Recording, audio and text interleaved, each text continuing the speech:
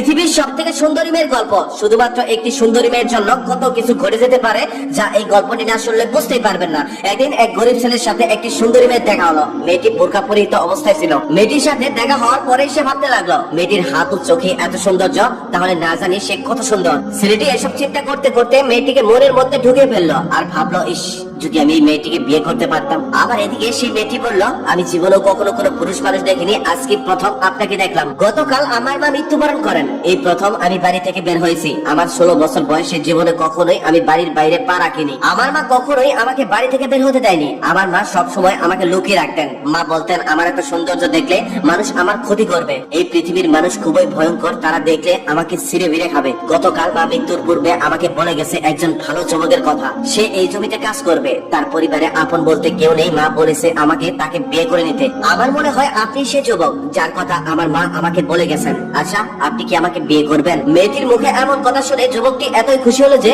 সে আবার জিজ্ঞেস করলো, আচ্ছা, আপনি কি সত্যি আমাকে বিয়ে করতে চান? মেয়েটি তখন বলল, আমি মিথ্যা কথা বলি না, কারণ আমি কখনোই মানুষের সাথে ওঠা বসা করিনি। আমি শুধু মায়ের সাথে ওঠা বসা করেছি। আমার মা কখনোই আমাকে মিথ্যা শেখায়নি। তারপর খুবই পর্দা অবস্থায় মেয়েটি ও ছেলেটির বিবাহ হলো। বিয়ের দিনও খুবই পর্দার অবস্থায়, পর্দার আড়ালে তাদের বিয়ে হলো। বিয়ের দিনেও কন্যাকে কেউ দেখতে পারেননি, কারণ চারদিক কালো কাপড় দিয়ে ঢেকে রাখা হয়েছিল, যেমনটা ওই মেয়ে বলেছিল। কেউ কখনো ভাবতেও পারেনি ওই সাধারণ ছেলেটি এত সুন্দর একটা মেয়েকে বিয়ে করবে। কেউ কখনো কল্পনাও করতে পারেনি। ছেলেটি পাঁচশো রাতে ঘরে ঢুকতেই দেখলেন তার চাঁদ মাখানো নতুন স্ত্রী ঘোমটা দিয়ে বসে আছে। সেদিন রাতে ওই যুবকটি একটুও ঘুমাতে পারেনি। সারা রাত তার স্ত্রীর চাঁদ মাখানো মুখ দেখেই রাগ কাটিয়ে দিছে। পৃথিবীতে এত সুন্দর মেয়ে আর দ্বিতীয়টি নেই, তার এমনটাই মনে হয়েছিল। একসময় তার স্ত্রী ঘুমিয়ে যায়, আবার তিনি সকালবেলা ঘুম থেকে উঠে দেখেন তার স্বামী এখন পর্যন্ত তার মুখের দিকে তাকিয়ে আছে। তার চোখ দুটো লাল হয়ে গেছে। তিনি বুঝতে পারলেন তার স্বামী তার রূপে মুগ্ধ হয়ে গেছে, তাই তিনি সারা রাত ঘুমাননি। তাই তিনি সারা রাত তার মুখের পানে তাকিয়েছিলেন। এভাবেই দীর্ঘ 1 মাস শুধু তার স্বামী তার স্ত্রীকে দেখলেন, আর তিনি মনে মনে ভাবলেন, সুবহানাল্লাহ,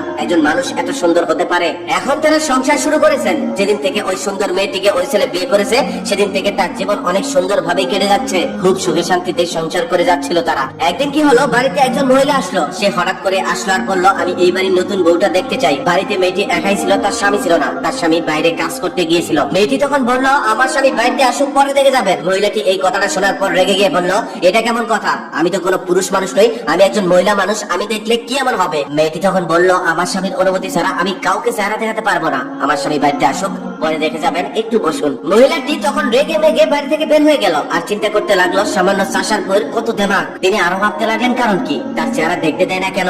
এখানে কি কোনো রহস্য আছে? সেই যুবকটি আবার জমিতে কাজ করছিল। মহিলাটি সেই যুবকের কাছে গিয়ে বলল, তোমার স্ত্রীকে দেখে আসলাম, তুমি তো পৃথিবীর সব থেকে সুন্দর মেয়েকে বিয়ে করে ফেলছো। এমন সুন্দরী মেয়ে আমি জীবনেও কখনো দেখিনি। ছেলেটি সৎ সহজ ছিল, তাই বুঝতে পারেনি। সে ভাবছে সত্যি হয়তো। সেও তার কথায় তাল মিলিয়ে বলল, হ্যাঁ, আমার স্ত্রী পৃথিবীর সব থেকে সুন্দর। সে এত সুন্দর যে রাতের বেলাতে তার রূপের আলোতে পুরো রুম আলোকিত হয়ে যায়। তাকে একবার যে দেখে তার উপর থেকে সে আর চোখ ফেরাতে পারে না। শুধু তাকে দেখতে মন চায়, তাকেই দেখতে মন চায়। মহিলাটি এবার সব বুঝতে পারলো। সে বুঝতে পারলো তাহলে এই জন্যই আমাকে দেখতে দেওয়া হয়নি। মহিলাটি তখন ওই যুবকের সাথে কথা বলা শেষ করে সোজা চলে গেল জমিদার বাড়িতে। সেই জমিদার ছিল খুব খারাপ মানুষ, সে মানুষকে নির্যাতন করতো। মহিলাটি তখন জমিদারকে গিয়ে বলল, আপনার মতো একজন জমিদার থাকতে একজন কৃষক এত সুন্দর মেয়েকে বিয়ে করে কিভাবে? একজন কৃষকের ঘরে পৃথিবীর সব থেকে সুন্দর বউ, এটা কোনোভাবেই মানা না। এটা একমাত্র জমিদারের ঘরে মানা। জমিদার তখন ওই মহিলার কথা শোনার সাথে সাথে রেগে গেল আর প্রহরীদের দিয়ে তাদের দুজনকে ধরে আনতে পাঠালেন। তাদের দুজনকে রাত সবাই ধরে আনার পর ওই মহিলাটিকে জমিদার বলল, এই মেয়ে, তুমি আমার মতো জমিদার থাকতে ওই কৃষকের বউ হলে কেন?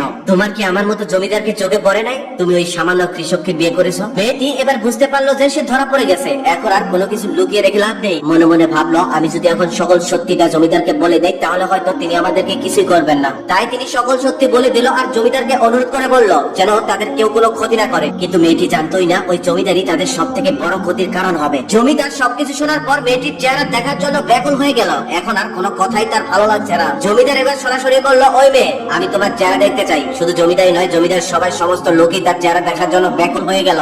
মেয়েটি তখন চেহারা দেখাতে অস্বীকৃতি জানালেন। জমিদারের কথা মতো জমিদারের লোকরা তখন তার পর্দা জোর করে খুলে ফেললো। পর্দা খোলার সাথে সাথেই তার চেহারা দেখে সবাই স্বপ্নের দেশে চলে গেল। এত সুন্দর মেয়ে আগে কেউ কখনো দেখেনি। সবাই যখন তার চেহারা দেখে হতভম্ব হয়ে দাঁড়িয়ে আছে, তখন ওই মেয়েটি তার স্বামীকে নিয়ে সেখান থেকে পালিয়ে গেল। মেয়েটি বলল, এখন আমাদের বাড়িতে যাওয়া যাবে না, বাড়িতে গেলে ঠিকই জমিদার আমাদেরকে ধরে আনবে আর আমাদের ক্ষতি করবে, চলো আমরা অনেক দূরে কোথাও চলে যাই। ছেলেটিও তখন বুঝতে পারলো যে জমিদার এত সহজে ছেড়ে দেওয়ার মানুষ না, তাই তারা দুজনে অনেক দূরে চলে গেল। জমিদার হুঁশ ফিরতেই তাদেরকে না দেখতে পেয়ে ঢোল পিটিয়ে ঘোষণা করে দিল, তাদের দুজনকে যে ধরে এনে দিতে পারবে তাকে আমার জমিদার সম্পত্তি থেকে অর্ধেক লিখে দেব। জমিদারও কখনো এত সুন্দর মেয়ে জীবনে দেখেনি, তাকে দেখেই সে পাগল হয়ে গেল। তা না হলে কি জমিদারের অর্ধেক কেউ একটা মেয়ের জন্য লিখে দেয়? ওদিকে মানুষ জমিদার সম্পত্তি লোভ পেয়ে সেই মেয়েকে না পেলেও সেই ছেলেকে জমিদারের কাছে ধরে নিয়ে আসলো। জমিদার তখন সেই ছেলেকে আকুতি মিনতি করে বলল, আমার সম্পত্তির সবকিছু তোমাকে লিখে দেবো, তারপরেও তুমি তোমার বউটা আমাকে দিয়ে দাও। মেয়েটির স্বামী তখন বলল, আপনি আমাকে সম্পত্তি দিয়ে আমার স্ত্রীকে আমার কাছ থেকে কিনে নিতে চান? মনে রাখবেন, শুধু আমি নয়, পৃথিবীর কোন স্বামী তার স্ত্রীকে বিক্রি করে দিবে না, সে সুন্দরী হোক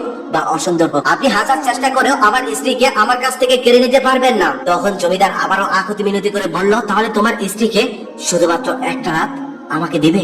আমি এক রাতের জন্য হলেও তাকে চাই, বিনিময়ে আমার সকল সম্পত্তি তোমাকে লিখে দেবো। ছেলেটি তখন মনে মনে ভাবতে লাগলো, আমি এখান থেকে এভাবে পার পাবো না, যেভাবে হোক এখান থেকে আমার বের হতে হবে আর আমার স্ত্রীকে নিয়ে দূরে কোথাও চলে যেতে হবে। তার আগে জমিদারের কাছ থেকে আমার ছুটতে হবে। তিনি তখন বুদ্ধি করলেন, গল্পের পার্ট 2 2-3 দিন পরে আসবে। পার্ট 2 শোনার আগ্রহ থাকলে এই ভিডিওতে লাইক কমেন্ট শেয়ার করে রাখুন, কেননা এই ভিডিওতে লাইক কমেন্ট শেয়ার করে রাখলে পরবর্তী পার্ট দেওয়ার সাথে সাথে আপনার ফোনে চলে যাবে। নিশ্চিত আপনি পেয়ে যাবেন, আপনার অপেক্ষা করতে হবে না, খুঁজতে হবে না।